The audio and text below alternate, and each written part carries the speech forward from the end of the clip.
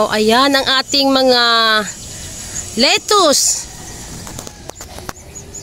Napaka-fresh nila. Ayan, fresh morning po sa lahat. Ayan, napaka-fresh po talaga ng morning natin dahil nakakita tayo ng napakagandang lettuce. Dito lang po yan sa Maynila. Dito lang po yan sa Taguig.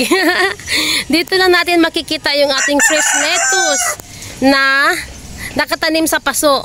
Hindi po tayo hydroponic. Napaka-organic lang po ng ating mga lettuce. Organic lang po. Ayan, napakaganda nila, oh. Wow! Silipin muna natin kasi mamimitas tayo ng lettuce ngayon. Ayan. Bago tayo mamitas, papakita ko muna sa inyo kung gaano siya kaganda. Grabe. Ayan, oh. Napakaganda po niyan dahil organic lang po yung ating mga lettuce. Organic lang, wala tayong mga chemical na ginagamit. Dahil pinaghirapan ko pong gumawa ng mga pataba. Ayan, grabe, oh, wow, grabe, dahon pa lang, oh, ang lutong niya. Ayan ang kagandahan pag mayroon tayong sariling mga tanim. Dahil makakapitas tayo ng mga lettuce na ganito. Ayan. Ayan, ang init na kasi, medyo alas 8 na, kaya yung sikat ng araw, ayan, masyadong na, maaninag yung yung pagtama ng ating kamera. Ayan, ganyan. Medyo ilayo natin ng konti. Ayan, oh, wow. Kita nyo yan, yung mga paso, punong-puno. Punong-puno po ng ating mga lettuce. Ayan, oh. Ayan. Bali, pag yung ating lettuce, pag naaarawan siya, lalong gumaganda po yung kanyang mga dahon. Nagkukulay red po siya. Ayan, oh. Ito po yung time na kailangan meron pong araw yung ating mga lettuce. Mga alas 8 hanggang 10. Yan ang kagandahan ng ating mga lettuce na natatamaan sila ng araw. Pero kailangan po talaga yung ating mga lettuce merong mga net sa taas. Dahil hindi po kakayanin. Hindi nila kakayanin ang sobrang init. Kasi nasa Taguig lang po tayo.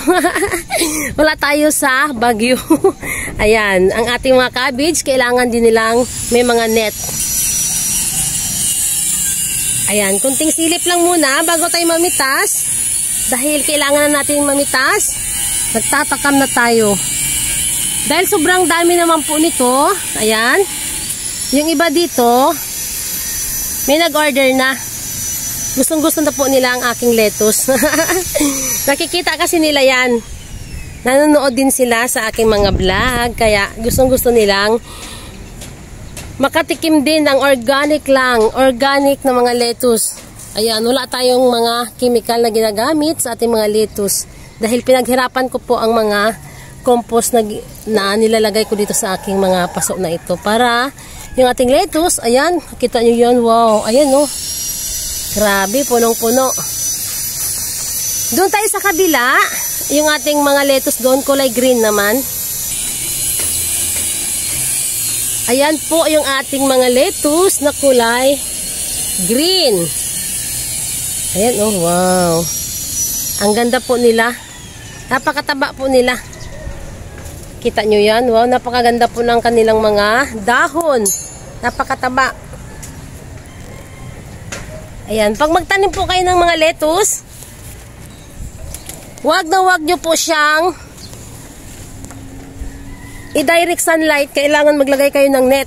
Pag wala tayo sa mga malalamig na lugar, dahil nasa Taguig lang tayo, mainit, kailangan po natin silang alagaan.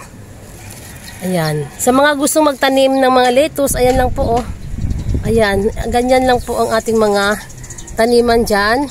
Kailangan malapad po ang taniman. Hindi po pabilog. Ayan. Nakikita nyo ba? Dahil masyado na pong maliwanag. Ayan ang ating mga green lettuce. Nandun sa kabila yung ating kulay red. Ayan. Mamimitas tayo dito. Yung unang dahon ng ating mga lettuce. Ayan. Hindi po natin sila kailangan bunutin. Dahon lang. Dahil mahaba pa po ang buhay ng ating mga lettuce. Ayan, tara na at mamimitas na tayo. Okay, ayan at magsisimula na tayong mamitas ng ating mga lettuce. Doon tayo magsimula sa ating kulay green.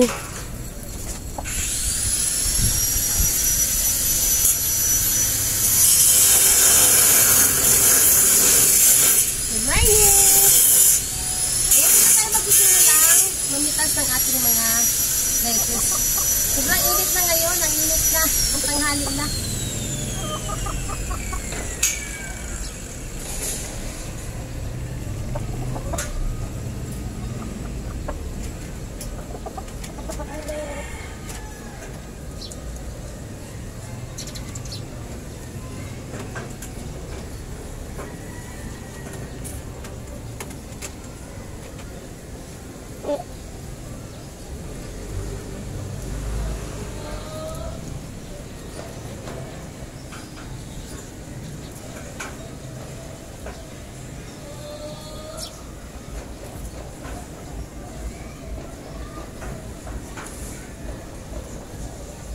Ang gaganda ng dahon, oh, napakalapad. Ang ganda ng ating lettuce. Ang bango.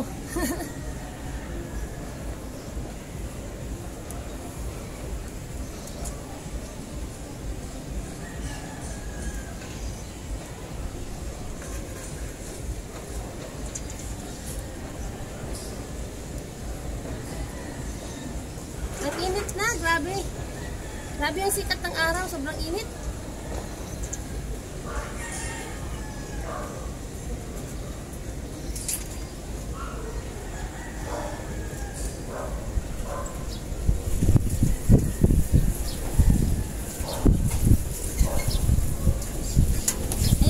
Lagayan, oh, planggana.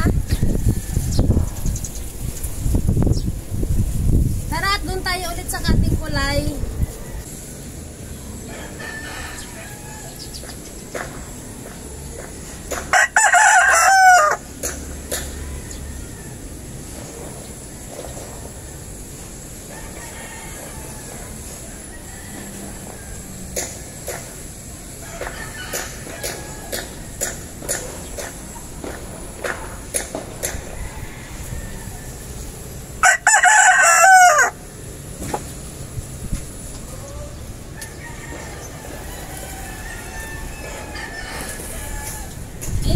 Lagayan ng lettuce o planggana. Kasi hindi po pwedeng siksikan po yung ating paglalagyan ng ating mga lettuce. Kailangan talagang planggana na.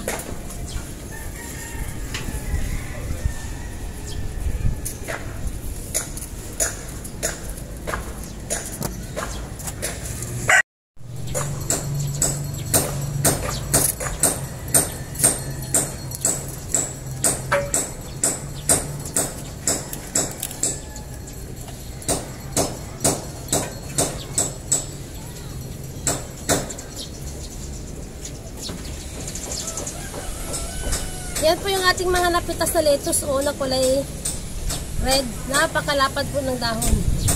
Yan, oh, wow. Grabe ang lapad. Ang bango. Ayun yung ating lagayan sa baba.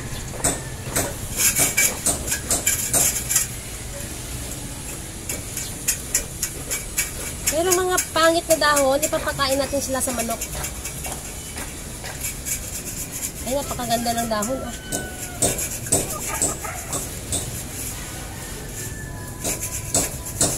Wow.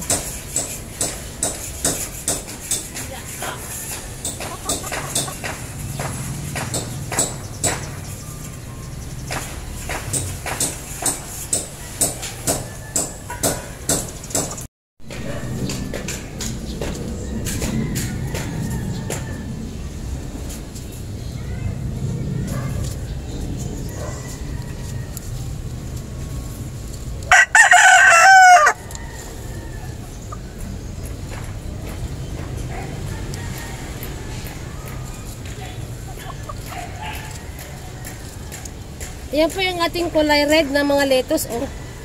Dito tayo ngayon mamimitas ulit. Kaya napakaganda po ng kanilang mga dahon. Napakalapad ng mga dahon.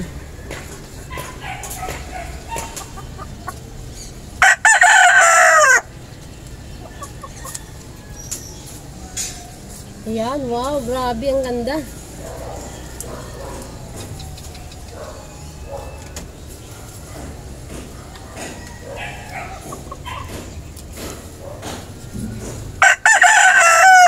Wow, grabe, sobrang lapad, oh.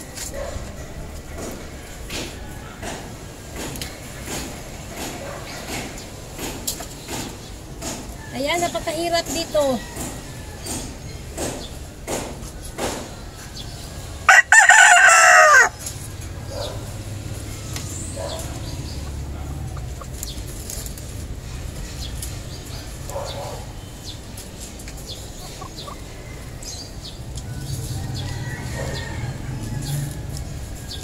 Wow, look at that, grabe.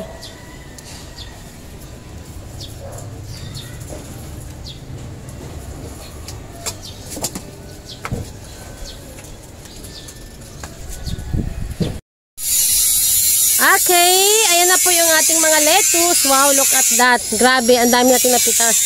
Ayan, napaka-fresh po ng kanilang mga dahon. Ayan. Yung ating mga lettuce na pinagkuhaan ng mga dahon, ayan na po, oh. Madami pa. Madami pang natira. Medyo maliit pa ang dahon nito sa sunod na araw, pero pwede pa din silang pitasin. Ayan, oh. Napakalago pa din nila. Sa sunod na araw at makapagpitas tayo ulit dyan. Ayan. Okay, at tayo bababa na. At ipapasok na natin sila sa mga plastic para atin na po silang maihatid doon sa mga nag-order. Tara na at bababa na tayo. Dahil sobrang init na. Ang init na dito. 2,000 years later. Okay, ayan na po yung ating mga lettuce na nabalot na natin. Ayan. Ayan po yung ating lettuce. Nailagay na natin sila sa mga plastic. Bali, hatid na lang po ito doon sa mga nag-order nito.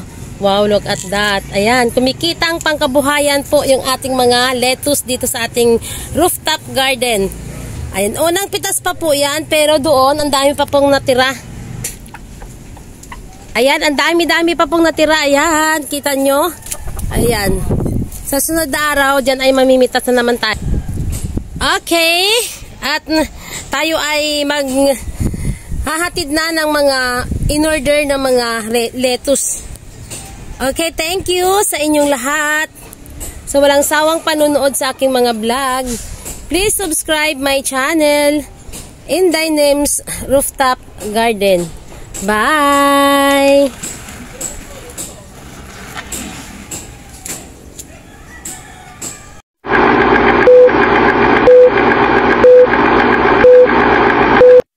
Thank you.